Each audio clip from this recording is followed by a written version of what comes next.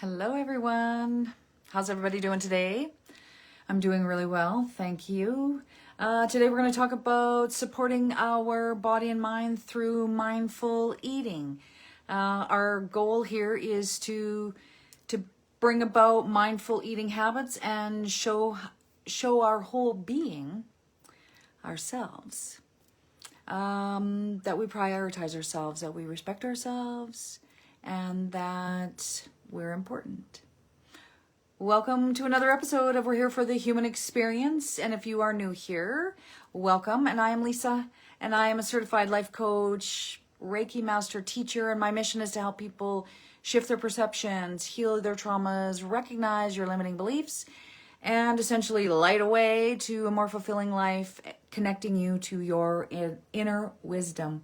A little bit of a mouthful there, but I like to do all those things, help everybody connect in with themselves, and it helps with that emotional regulation and so much more. So today we're going to talk about food and mindful eating, or conscious awareness of eating. You know, how we connect with our food ultimately ourselves.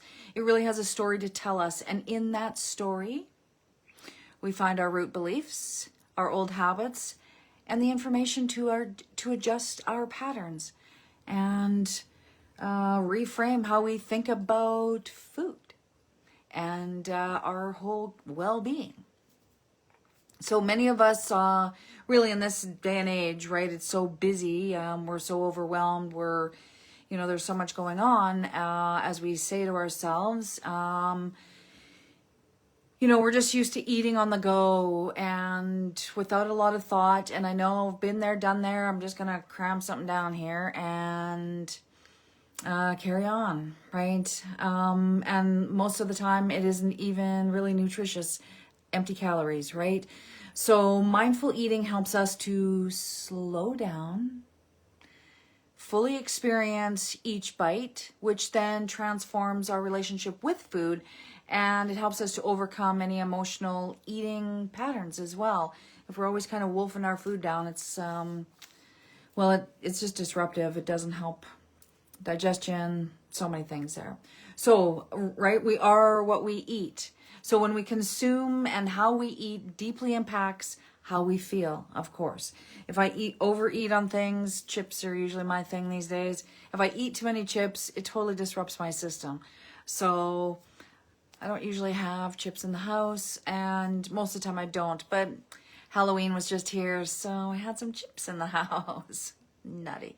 And it totally disrupted my system. So anyway, so we do these things, and it's not a big deal. We're here for the human experience after all. So then it's about just slowing down, eating our food, eat with intention, nourish our bodies, which brings in that physical and emotional health, which is what we're all looking for, really. And one of the things about that is also chewing our food. If I'm barely chewing my food and I'm just swallowing it, gulping it down, so then I'm gulping in air and then I'm not chewing my food. And it's a funny thing about the stomach. It does not have teeth. It doesn't have any teeth. It uses the juices, the fluids and everything to digest and pull the nutrients out of the food that we're eating. So the quicker we're eating our food, we're not building enzymes in our mouth to help our food get digested. So the slower we can eat our food, the better off it is for our whole system to digest. Because if we're just gulping it down, right, it's like uncomfortable. I have gulped food down, of course. And yeah, it's like, why did I do that? Right? We know these feelings, but it's just about being more mindful, right? Bringing that conscious awareness in, putting the attention on you and how you're feeling, and especially as we're talking about today, mindful eating. Another fun fact about our digestive system and our emotions is that in Chinese medicine, our emotions are connected to organs. So if we're feeling out of balance and all, what emotions have we been feeling? to let us know, wherever our digestion or what the organ is. So for example, anger is linked to the liver. Worry affects our spleen. So each emotion can create its own imbalances in these areas. And so that's our body's way of telling us it's having an imbalance, and for us to be mindful, to be conscious, ask ourselves, did I gulp that food down? Did I eat the wrong food? Was it not really nutritionally dense, right? We want to just become aware of our patterns, of our consciousness, of a conscious awareness to our food. So our emotions create these imbalances, right? So learning about these emotions actually brings about emotional regulation, along with the mindset, can help you create harmony within. And it definitely makes a difference. So when I'm more mindful about my food, my body feels better for it. And when I'm slowly chewing the food and enjoying it and savoring it, my body feels better. So food can help balance us or disrupt our emotions. We know that. So when we eat with awareness, we better understand what our body needs to stay emotionally and physically balanced. And for me, I prefer that, although I just went through a few chips here and there. And it did disrupt my system. So, it's pleasure over pain. And it's also that reminder, oh yeah, right, don't eat so many chips. Don't eat so many chips, silly. So, but like I say, we're here for the human experience. But if it's really disrupting your system, then it is something that your body is actually asking you to look at. So a simple exercise is to take, say, a piece of fruit, a raisin, a chocolate, an apple, and look at it and go, smell it, notice its color, notice how it feels, what stands out for you. We're using our senses to help us connect in with our food and with ourselves. So then we're touching it. What does it feel like? What's the texture? How much does it weigh? Is it soft? Is it smooth? It's just this noticing. And this really takes seconds. It's going to take me longer to tell you about the practice. So smell, we want to smell it, right? What am I smelling? What is it? If I have a piece of apple, oh, this is the sweetest apple. My mouth is already watering. Oh, it's so juicy. It's, all of that. Take a moment to notice any sense and how it makes you feel, right? It's like, it reminds me of summer, sunshine, right? Now taste it. Taste it and take that slow bite and let your taste buds enjoy it and, just feel the sensation, right? Seconds, like I say, it takes longer for me to explain this, and then just notice how it feels, and then the chewing and then feel it, and it's just like, that was good. And so in those few seconds of doing that, it brings you back into yourself. It's you connecting in with you and connecting with the food that you're eating, which is massively important if you want to make changes in your life regarding food. So, you want to notice also, like, how does it feel? Did you notice anything different? Right? I'm a Reiki teacher, master, so I will Reiki my food, or Reiki my tummy. I did that with the chips. I Reiki'd my tummy because it was like, whoopsie. And then, apologize to my body for overeating on the chips. So it's these little things of connecting in with yourself that take seconds, really. And it's just building that awareness to you. It's telling your body, your whole being, all the cells of you that you matter and that you care about how you feel. So we have all these senses. Let's use them. Let's totally use our senses because that's what they're there for. Pushing them down, not recognizing them, not listening to our narrative, not listening to what we're saying to ourselves and others. We have all these senses to be able to transform our lives, and food being one of them. And when we actually, do the mindful, conscious awareness within our food, that opens up all kinds of different awareness in other aspects of our life. which is very cool, very cool. So even, I mean, taking those moments of, checking your food, like at lunchtime, right? You have something really good. Oh, this piece of cheese is so delicious. It's those seconds of, and it's like doing the looking around the room when you're feeling disconnected, taking a deep breath and going, okay, I'm grateful for my phone.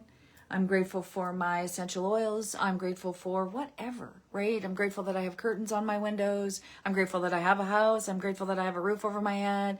And it just brings that awareness. Doing the same with food. It's the same thing. It's that connecting in with you, using your senses. And it's building appreciation for yourself. For your food, your digestion gets better, and you're adding good vibes to your self-care for yourself. And of course, we all know this, but creating snacks or planning meals, it does reduce stress. And it reduces the mindless eating and stuffing things in there when we're in a rush. Excuse me. And ultimately, recognizing our patterns is the first step in learning. So if I recognize that with the chips, for instance, it disrupts my system. Yeah, like it really disrupts my system, especially if I overindulge a little bit. And I did, because I had dip. I made dip too. Anyways, pleasure and pain, right? Where is it at for you to create that balance? So, but recognizing your patterns and recognizing, how you interact with your food and how the food interacts with you is really the first step. And it's going to help you with nourishing your body in more ways than one. If any of you are interested, if you're in the Athabasca area, I want to let you know that I'm going to be hosting an in-person workshop in January. So be sure to follow my page here.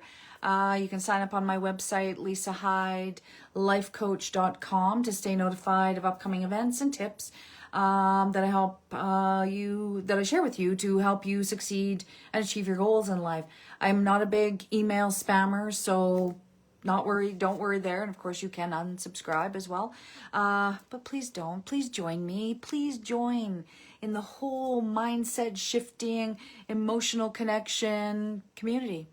It is happening. And if you hear people saying about the Great Awakening, that is what the Great Awakening is. You getting in touch with you and connecting with you.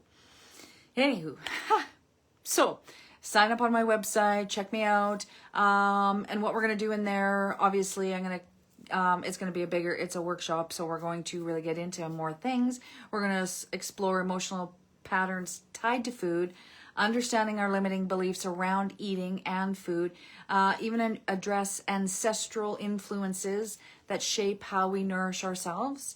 And you're going to leave there feeling better, more tools, better choices, understanding the emotional cycles that goes on, so that you can actually decipher what is happening for you.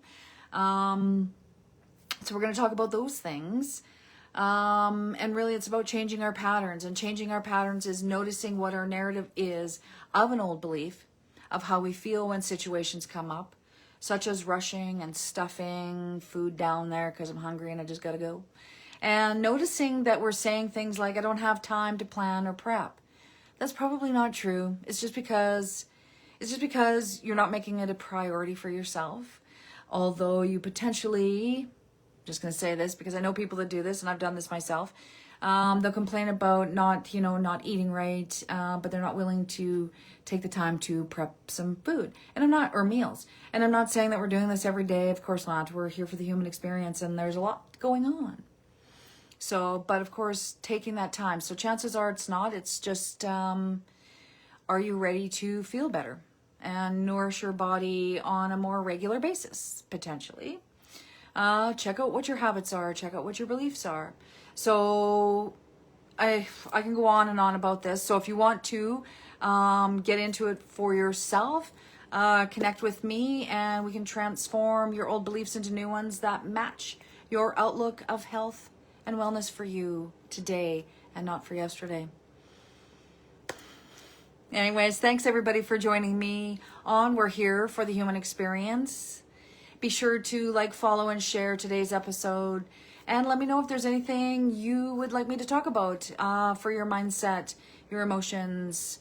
And there again, check out my website. I will be back here on November 26th at 3 p.m. on this Facebook page for my next live broadcast. Bye, everyone. Take care.